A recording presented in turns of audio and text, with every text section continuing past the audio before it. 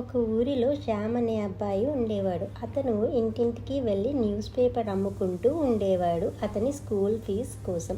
ఒకరోజు అలా పేపర్ వేస్తూ వేస్తూ అతనికి నీరసంగా మరియు ఆకలిగా అనిపించింది. అందుకని అతను నెక్స్ట్ ఇంటిలో తినడానికి ఏమైనా ఉందేమో అని అడుగుదాం అనుకుంటాడు. కానీ అతను ఎవరిని అడిగినా ఎవరు ఏమీ ఇవ్వరు. లాస్ట్లో ఒక ఇంటిలో ఒక గ్లాస్ మంచినీళ్ళు ఉంటే ఇవ్వండి అని అడుగుతాడు.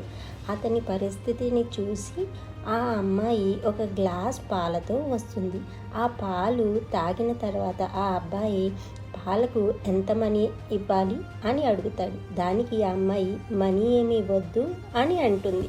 కొన్ని సంవత్సరాల తర్వాత ఆ అమ్మాయి పెద్దది అవుతుంది. ఒకరోజు ఆ అమ్మాయికి తెలియని వ్యాధి వస్తుంది. ఆమె ఎందరో డాక్టర్ల దగ్గరికి వెళ్తుంది, కానీ ఎవరూ ఆమెకు నయం చేయలేకపోయారు. ఆఖరిగా ఆ ఊరిలో ఒక బెస్ట్ డాక్టర్ దగ్గరకు వెళ్తుంది.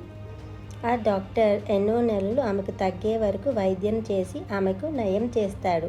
ఆమె కోలుకున్న తర్వాత ఆమెకు సంతోషం కంటే ఆమెలో దిగులు ఎక్కువ అవుతుంది. ఈ హాస్పిటల్ బిల్లు నేను ఎలా కట్టాలో అని ఆలోచిస్తుంది.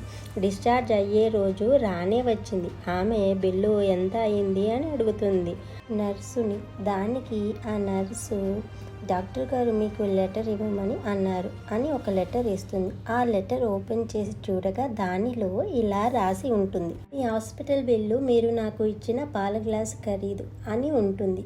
అంతే. ఆమెకు గతం గుర్తుకు వచ్చి కళ్ళల్లో నీళ్లు తిరుగుతాయి. ఆమెకు ఎలా అబ్బాయికి థ్యాంక్స్ చెప్పాలో తెలియక అలా ఆలోచిస్తూ ఉండిపోతుంది. మనం కూడా మన జీవితంలో చాలామందిని చూస్తూ ఉంటాము. కొందరికి మనం హెల్ప్ చేస్తాము, కొందరు మనకి హెల్ప్ చేస్తారు. కొందరు హెల్ప్ చేస్తే మనకు ఏమిటి లాభం అని ఆలోచిస్తారు. కొందరు ఎవరు ఏమి అడిగినా ఆలోచించకుండా హెల్ప్ చేస్తారు.